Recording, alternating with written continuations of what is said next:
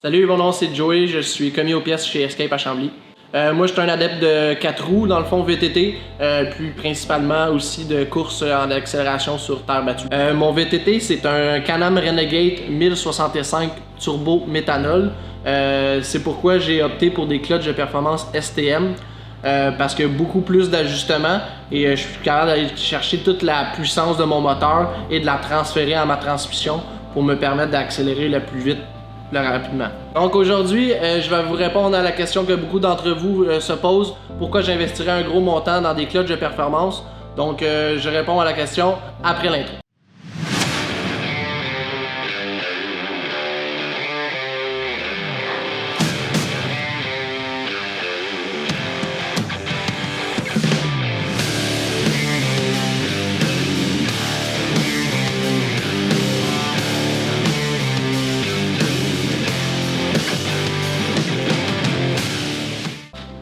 Dans le fond, le principe d'une clutch, c'est clutch primaire, clutch secondaire. Dans le fond, la clutch primaire va transférer la puissance à ta secondaire pour qu'elle permette de transférer la puissance à ta transmission, puis ainsi faire tourner les roues. STM se démarque de la compétition principalement grâce à sa panoplie d'ajustements possibles. Dans le fond, on peut jouer avec les rampes, les springs, les helix. Donc tu peux aller chercher vraiment beaucoup de modifications puis de setups différents.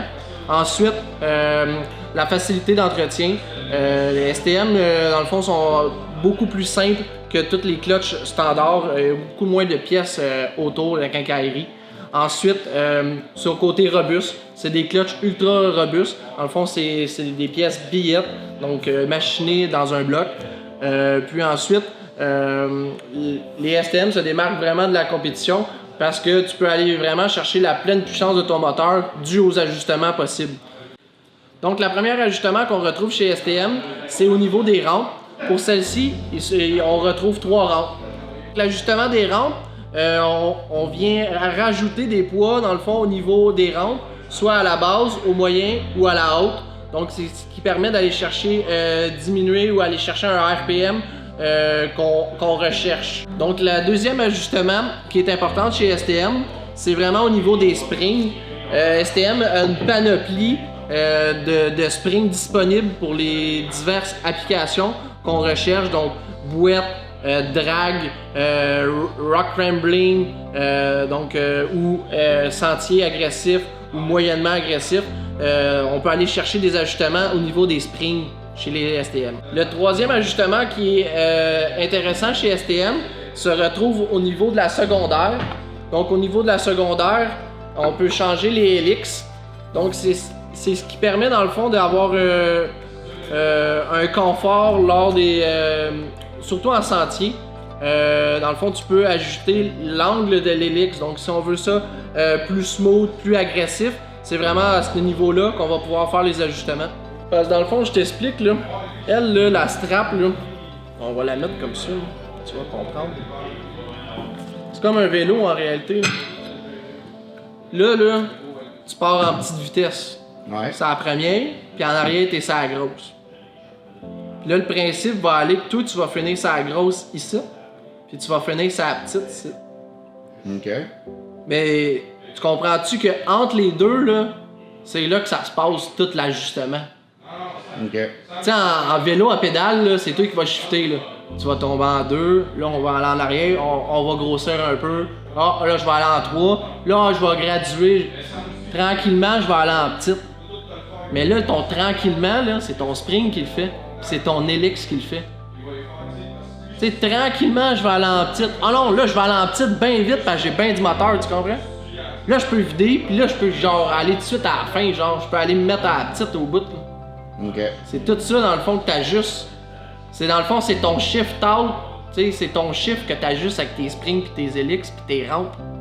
C'est tout ça que t'ajustes. Puis c'est quoi le meilleur moyen pour les ajuster? Tu mets ça sur un dyno? Ben, c'est en roulant ou sur le dyno, tu sais.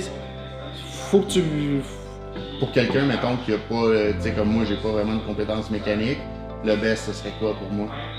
De l'amener sur un dyno puis de la faire ajuster?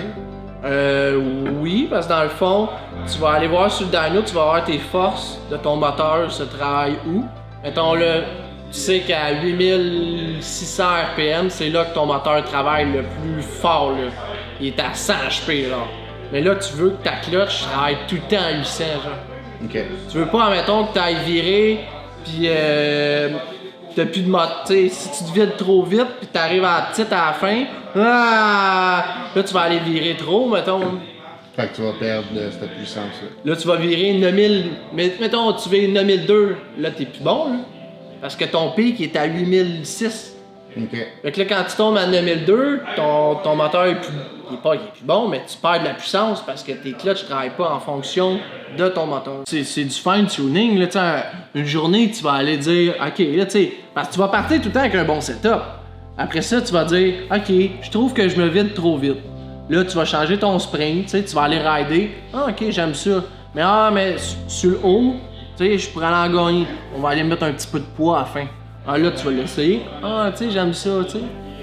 Tu sais, ça dépend vraiment de tout ce que tu fais. Tu fais juste de la trail, va te promener, va l'essayer, tu sais. Si tu fais de la course, ben, va l'essayer sur le drag, là, tu sais. Tu vas le voir comment. Ça dépend vraiment de qu'est-ce que tu fais, puis. Fait que de ce que je comprends, c'est un produit de niche un petit peu plus qui s'adresse à une clientèle expérimentée. Un petit peu plus, ouais. Tu sais, un gosseux, ça prend un gosseux.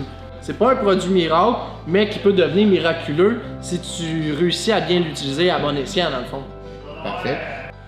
Donc, j'espère avoir répondu à la plupart de vos questions. Si jamais vous avez d'autres questions, interrogations ou recommandations, gênez-vous pas à me rappeler chez Escape 450-593-1213. Vous pouvez aussi me rejoindre via Facebook. Donc, merci la gang. Bonne journée.